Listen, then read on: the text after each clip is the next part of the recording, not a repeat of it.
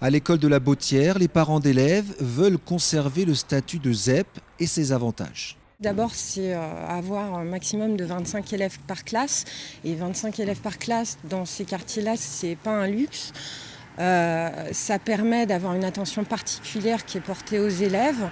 Même chose à 500 mètres de là, à l'école Urbain Le Verrier. Et cette inquiétude est partagée par les enseignants qui ne comprennent pas l'intérêt pédagogique de cette mesure du gouvernement. Très clairement, il fait des économies. C'est-à-dire, d'un côté, il y a un grand discours qui est de dire il faut absolument aider les écoles. Ça, il y a un grand discours. Et puis derrière, la réalité, c'est qu'on fait des économies purement comptables.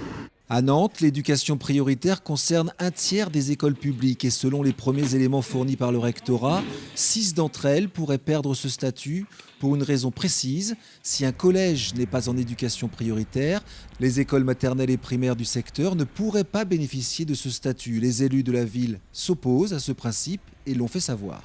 On peut très bien avoir un collège avec beaucoup de gens différents au sein du collège et une école juste à côté avec des grosses difficultés sociales et économiques qui nécessitent de faire plus pour des populations qui en ont le plus besoin. D'autant plus qu'à Nantes, un seul collège est pressenti pour avoir ce statut REP, le collège du Breil. Les discussions ne font que commencer, mais ça va arriver vite. Les décisions devraient être officielles début janvier, juste après les vacances de Noël. Je suis solidaire de l'ensemble de mes confrères et c'est dans ces conditions que je vais être contraint de ne pas assurer cette audience et de solliciter le renvoi. Il avait prévenu hier soir et ce mardi matin quand il annonce devant les caméras qu'il est bien en grève. L'avocat de Tony Meillon oblige donc la Cour d'appel de Rennes à renvoyer le procès à une date indéterminée. Si c'est une frustration pour les parties civiles, l'accusé, lui, préfère attendre son avocat et accepte le renvoi. Monsieur Meillon a dit également que si actuellement les avocats n'étaient pas dans des dispositions pour que ce procès se passe correctement, que la justice puisse être rendue correctement, eh bien, il préférait effectivement que le procès soit renvoyé. Il comprenait la position des avocats. La grève contre la réforme Macron prend donc une toute autre ampleur. Le report de cette audience très attendue, mais longue et lourde à organiser, aura aussi un coût financier non négligeable. 20 nouvelles rames pour le réseau ferré de la région Pays de la Loire, un investissement de 147 millions d'euros. Sur les 20 Régiolis, nom de ce nouveau train régional, 10 auront pour particularité d'être bimode, c'est-à-dire à motorisation hybride. Quand vous avez aujourd'hui des lignes par exemple comme Nantes-Cholet ou Cholet-Angers, pour ne prendre que ces lignes-là, vous êtes électrifié sur une partie entre Angers et la Poissonnière. De l'autre côté, si c'est vers Nantes-Cholet, vous êtes électrifié jusqu'à Clisson. Et après, il n'y a pas de courant. Ça veut dire qu'on est obligé de mettre des rames diesel obligatoirement sur ces lignes-là, alors qu'on a une partie de la ligne qui est électrifiée.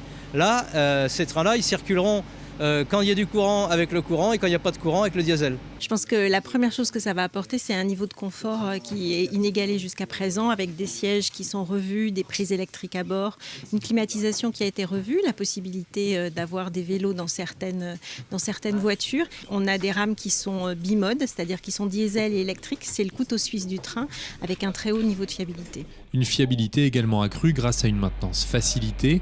On peut maintenant contrôler le train à distance et prévenir les pannes. On va pouvoir déterminer l'état du train et même des pannes que le conducteur lui-même ne voit pas et qui n'a pas forcément de conséquences à l'instant T sur la circulation commerciale, c'est-à-dire qui ne provoque pas de retard, mais qui pourra en provoquer un si on n'intervenait pas dans les jours qui suivent. Première mise en circulation des trains Régiolis, février 2015. C'est ici, à l'angle des rues de Chypre et d'Irlande à Malakoff, qu'un adolescent de 13 ans s'est fait tirer dessus hier soir depuis une voiture qui roulait à grande vitesse dans le quartier. Touché à la jambe, il a été hospitalisé. Pour les habitants du quartier, il s'agit d'un règlement de compte. Comment expliquer ça? C'est tout simplement, c'en est un qui a fait une commande mais qui n'a pas payé. Ah, la drogue, tout est facile, quoi. Hein. C'est ça, non? Ben oui. Le quartier est placé sous haute surveillance, mais pour Laurence Garnier, chef de l'opposition UMP à Nantes, la mairie ne fait pas son travail à Malakoff. Moi, je constate qu'on retrouve des voitures qui sont impactées par des balles, qu'on entend la nuit des échanges de coups de feu. Et donc, moi, je constate que les choses aujourd'hui ne sont pas satisfaisantes à Malakoff. On voit que rien n'est fait et on a le sentiment que la posture du maire de Nantes est plutôt angélique. C'est pas de la délinquance, c'est de l'incivilité. Il n'y a pas de vrai problème. C'était à cause des vacances scolaires. Il faut arrêter de trouver des excuses et il faut prendre le problème à bras-le-corps. Des accusations que Gilles Nicolas, adjoint au maire en charge de la sécurité, réfute. c'est la lutte contre les dealers. Et dans le contrat annuel de tranquillité publique, on a repéré un certain nombre de lieux de deal sur lesquels nous avons demandé à la police de travailler plus particulièrement pour que les habitants voient qu'il y a un changement. Sur Malakoff, on demande aussi des effectifs. Il ne faut pas oublier que si aujourd'hui il y a 54 policiers nouveaux qui viennent d'arriver à Nantes, c'est l'intervention de la mairie qui l'a permis. La police affirme sa présence renforcée à Malakoff. Ce midi, les forces de l'ordre ont confisqué un fusil à pompe et des munitions. Mardi, ils avaient déjà saisi 27 cocktails Molotov dans le quartier. Retour devant le tribunal ce lundi après-midi pour 3 jeunes, là où la manifestation avait débuté samedi. Mais faute d'avocats toujours en grève, les audiences ont été reportées au 8 décembre. Josué est accusé notamment d'avoir jeté un projectile sur un canon à eau. Le Rennais nie les faits. Ça fait 45 heures que je suis en garde à vue pour rien et j'ai rien à foutre là et je comprends pas pourquoi on m'arrête. On m'a arrêté 2 heures après les faits sur une interprétation d'un CRS. Moi, si j'avais une cagoule pour pas qu'on voit mon visage, c'est bien parce que je supporte pas le fichage et voilà. Romuald a 19 ans. Il assure lui s'être retrouvé au milieu des fauteurs de troubles par hasard en descendant du bus. Son arrestation et sa garde à vue l'ont marqué. Ça s'est très mal passé. J'ai pris des coups, j'ai pleuré, j'ai beaucoup pleuré aussi parce que voilà. C'est la première fois que je vais en garde à vue. Une vitrine cassée, des poubelles en feu, les débordements ont pourtant été limités samedi. La manifestation a débuté devant le palais de justice à 14 h. Plus de 1200 personnes pour dire non aux violences policières et un appel au calme pour éviter les échauffourées du 1er novembre. Il est hors de question que tous les médias, toute l'attention soit portée sur les violences des manifestants alors que la plupart d'entre eux ne désirent pas du tout la violence. Encadré par 600 forces de l'ordre, le cortège n'a pas eu accès au centre-ville. La manifestation s'est achevée à la nuit tombée. Le Pèlerin, 4800 habitants et bientôt des caméras de vidéosurveillance. Le nouveau maire veut en installer 6 sur la commune, en particulier ici sur le quai du Bac de Loire. Voilà, il y a cette maison là d'attente pour le bac qui est souvent dont les vitres sont cassées. Les choses ont été expliquées. Il y a eu plusieurs réunions publiques par quartier où on a expliqué le fonctionnement de ces caméras, qui n'est que de la vidéo protection, de vidéo gardiennage, qui ne surveille que des bâtiments publics et dont les images ne sont pas gardées. C'est vraiment important. Il n'y a personne derrière les caméras et les images ont une durée de vie très courte, de l'ordre de 4 jours. Des caméras à proximité des écoles et des terrains de sport, devant la médiathèque, mais aussi dans la zone artisanale. C'est un investissement de 50 000 € pour la commune. Et ça ne fait pas l'unanimité. Un collectif d'habitants a lancé une campagne d'affichage contre ce projet. On ne pense pas du tout que ce soit quelque chose d'utile pour notre commune.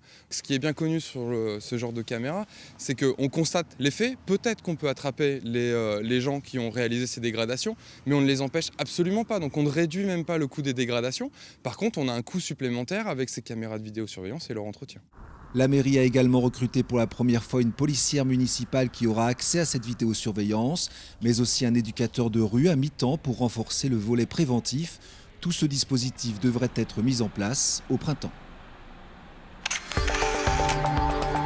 Après un vote serré et 24 voix d'écart, l'Assemblée nationale a donc tranché. Voici les 13 régions validées par les députés, avec à l'ouest une Bretagne et des Pays de la Loire, aux frontières inchangées. Mais les chantres d'une Bretagne à 5 départements avaient placé leurs espoirs dans l'assouplissement par le Parlement du droit d'option. Celui-ci permettrait à la Loire-Atlantique de plaquer les Pays de la Loire pour allier ses voisines bretonnaides dans un futur proche. Problème, les députés n'ont pas assoupli ce droit d'option. Il pourrait donc être difficilement applicable pour les Ligériens. Explication. Si un département veut quitter sa région, un vote sera organisé auprès du Conseil général et des 2 conseils régionaux concernés. Pour que le nouveau rattachement se fasse, les 3/5 des élus devraient voter pour, soit 60%. Les partisans de la Bretagne historique espéraient faire baisser ce pourcentage à 50%. Il n'en sera rien, ce qui complique le projet breton à 5. La question des nouvelles compétences des collectivités reste à déterminer. Elle sera abordée en décembre et janvier prochain, avec un vote prévu en 2015.